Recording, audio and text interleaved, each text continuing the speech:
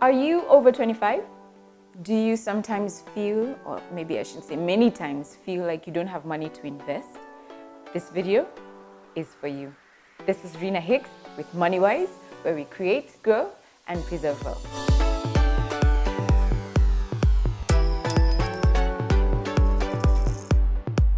I think the most common phrase I have heard from those who are working, I'm not addressing students here today.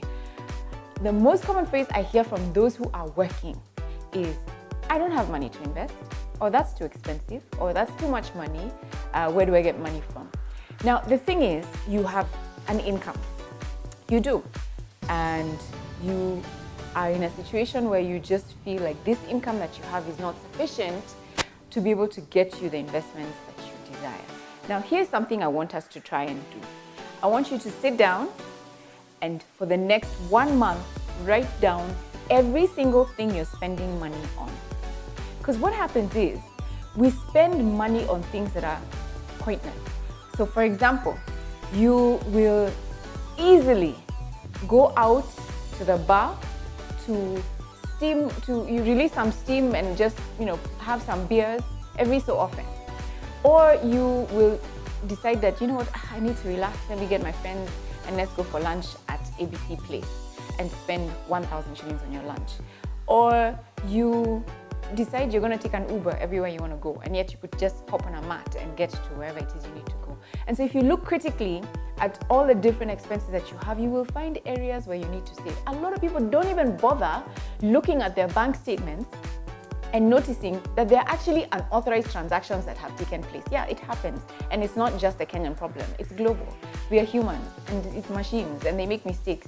So if you don't take time to even look at your bill when you've eaten a meal somewhere, and you don't look at your bill to check whether you've been overcharged, then you have a problem, and so do I. So we need to take time to look at where is our money going, because there are holes and it kind of just disappears.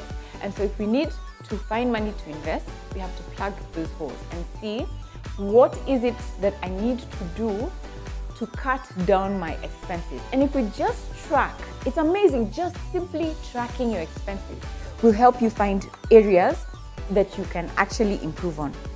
Now, one of the things that you could do in creating this tracking system is either have a little piece of paper, a book, or your laptop.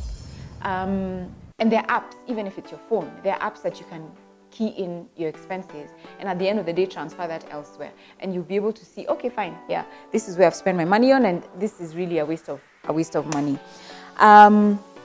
The other thing is just looking at, fine, I've spent this money on my transport. How can I reduce this cost? It's costing me 15,000 a month, for example, on transport. Can I reduce that to 10? How do I do that? You will be shocked, some of you, to find out how much you are spending on electricity. You leave lights on, don't bother. You have instant shower, you leave the light on, you have a kettle that you use 65 times, keep reheating, and it's not necessary, and yet electricity the bill gets higher and higher each month. There's ways we can employ to try and reduce that money. And even 1,000 shillings that you will get from making all these little cuts a month will go a long way in being able to invest in something. It will be, in fact, the stock market offers such opportunities that you don't have to have a huge amount of money to be able to put away. So with 1,000 shillings, you can buy a stock. And you will get excited about it and see, okay, so how else can I find ways to reduce this amount of money? The other thing is, for those who are working, is how can you increase your money? You earn 25,000, 30,000, 100,000, whatever the amount is, and you feel that this is not sufficient and this will not take me to where I need to go. You can actually, within where you are in your job, find ways to earn additional income. How? The secret to earning additional income when you're employed is to find ways to add revenue to your employer's income stream. I tell you, if you can find a way to increase your employer's revenue, they will pay you more, and you can negotiate by asking them to pay your commission. And it doesn't matter what you do. You could be in financial services, you could be in the creative space. Maybe you work for an ad agency and you tell them, you know what, I can find you clients. I will be able to find ways to create additional revenue for you, and for each revenue I bring in, pay me 10%. or whatever the percentage is. But you cannot sit down in your job, finish what it is that you've been given, your task, and then go on solitaire and expect that things will work out for you, or you'll be able to have money that is extra. So please, think beyond where you are now. Broaden your mind, dream.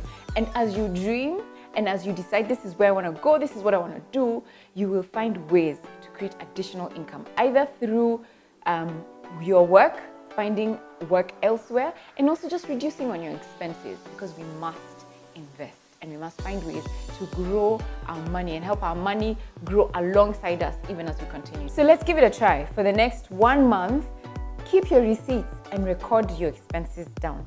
Track everywhere your money is going, and let us have a critical look at where can we actually start to cut down our expenses. Should you need any more assistance on this area, again, as I mentioned in my previous video, we have a book that can help you. It's a great book.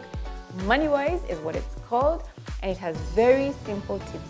Very easy read, this book, and it will help you to at least start your journey to investing. This is Rina Hicks, and you're on Money Wise, where we create, grow, and create.